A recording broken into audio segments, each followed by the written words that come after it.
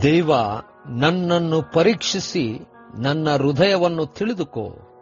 ನನ್ನನ್ನು ಶೋಧಿಸಿ ನನ್ನ ಆಲೋಚನೆಗಳನ್ನು ಗೊತ್ತು ಮಾಡು. ಗುರುವಾರ 27 ಜೂನ್ 2024 ಇಸ್ವಿ. ಈ ದಿನದ ವಾಕ್ಯ ಧ್ಯಾನಕ್ಕಾಗಿ ನಾನು ಆರಿಸಿಕೊಂಡಿರುವಂತಹ ವೇದ ಭಾಗವು ಪೂರ್ವಕಾಲ ವೃತ್ತಾಂತ ಪ್ರಥಮ ಭಾಗ 22 ಅಧ್ಯಾಯದ 12 ವಚನ. ನೀನು ನಿನ್ನ ದೇವರಾದ ಯೆಹೋವನ ಧರ್ಮಶಾಸ್ತ್ರವನ್ನು ಕೈಕೊಳ್ಳುವಂತೆ ಆತನು ನಿನಗೆ ಜ್ಞಾನ ವಿವೇಕಗಳನ್ನು ದಯಪಾಲಿಸಿ ಇಸ್ರಾಯೇಲ್ಯರನ್ನು ಆಳುವುದಕ್ಕೆ ನಿನ್ನನ್ನು ನೇಮಿಸಲಿ ಎಂಬುವಂತದೆ. ಕರ್ತನಲ್ಲಿ ಪ್ರೀತಿಯುಳ್ಳ ದೇವ ಜನರೇ, ಶುಭೋದಯ. ತಂದೆ ತಾಯಿಗಳಾಗಿ ಏನೆಲ್ಲ ನಾವು ನಮ್ಮ ಮಕ್ಕಳಿಗೆ ಕೊಟ್ಟರೂ ಅವರ ಭವಿಷ್ಯಕ್ಕೆ ಬೇಕಾದಂತ ಉದ್ದೇಶವನ್ನು ತಿಳಿಸಿಕೊಟ್ಟರೂ ದೇವರ ಮಾರ್ಗದರ್ಶನ ಅತಿ ಅಗತ್ಯ ಎಂಬುದಾಗಿ ದೇವರ ಕೈಗಳಲ್ಲಿ ಒಪ್ಪಿಸಿಕೊಡುವಂಥದ್ದು ಉತ್ತಮವಾಗಿರತಕ್ಕಂಥ ವಿಚಾರವಾಗಿದೆ. ಕರ್ತನ ನಾಮಕ್ಕೆ ಸ್ತೋತ್ರ ಉಂಟಾಗಲಿ. ಕರ್ತನಲ್ಲಿ ಪ್ರಿಯರೇ, ಈ ವಾಕ್ಯ ಧ್ಯಾನ ಮಾಡೋಣ. ಈ ದಿನದ ವಾಕ್ಯ ಧ್ಯಾನದ ಶೀರ್ಷಿಕೆ ಎಲ್ಲ ದೇವರ ಮಾರ್ಗವೇ. ಕರ್ತನಲ್ಲಿ ಪ್ರಿಯರೇ, ದಾವೀದನು ದೇವ ಆಲಯವನ್ನು ಕಟ್ಟಿಸಬೇಕೆಂದು ಸ್ಥಳವನ್ನು ಸಿದ್ಧ ಮಾಡಿಕೊಳ್ಳುವಾಗ ದೇವರು ದಾವೀದನಿಗೆ ಆ ಒಂದು ಶ್ರೇಷ್ಠವಾದಂಥ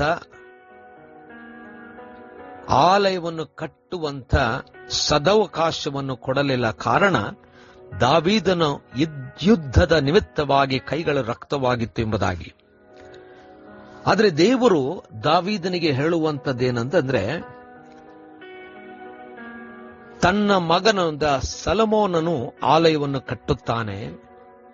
ಆ ಆಲಯವು ದೇವರಿಗೋಸ್ಕರವಾಗಿ ಸೊಲೊಮೋನನ ಸಮಯದಲ್ಲಿ ಎಲ್ಲಾ ಸ್ಥಳಗಳಲ್ಲಂದ್ರೆ ಅವರ ಸುತ್ತಮುತ್ತಲಿನ ರಾಜ್ಯವು ಸಮಾಧಾನದಲ್ಲಿ ಇರುವಂಥದ್ದು ಎಂಬುದಾಗಿ ಬಹಳ ಸ್ಪಷ್ಟವಾಗಿ ದೇವರು ದಾವೀದನಿಗೆ ಹೇಳಿದ್ದಾನೆ.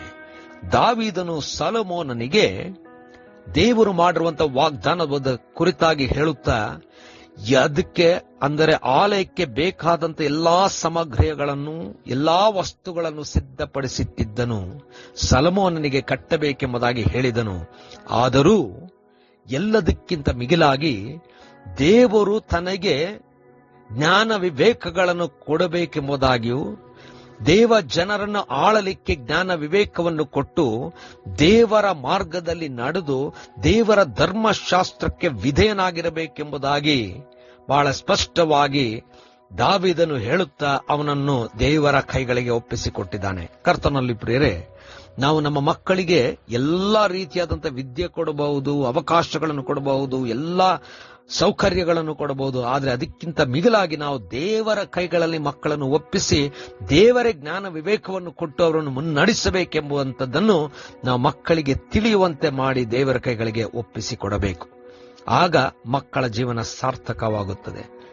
ಕರ್ತನೇ, ದಯಮಯ ಸ್ವಾಮಿ, ನಿನ್ನ ಜ್ಞಾನ ಬುದ್ಧಿ ವಿವೇಕಗಳನ್ನು ನೀನು ಕೊಟ್ಟು ನಿನ್ನ ಮಕ್ಕಳನ್ನು ಮುನ್ನಡೆಸು. ಮಕ್ಕಳನ್ನು ನಿನ್ನ ಕೈಗಳಿಗೆ ಒಪ್ಪಿಸಿಕೊಡಲು ನಮಗೆ ಬೇಕಾದಂತ ಬಲವನ್ನು ಕೊಡು. ಯೇಸುವಿನ ನಾಮದಲ್ಲಿ ಪ್ರಾರ್ಥನೆ ಬೇಡಿದೆವು ತಂದೆಯೇ, ಆಮೆನ್.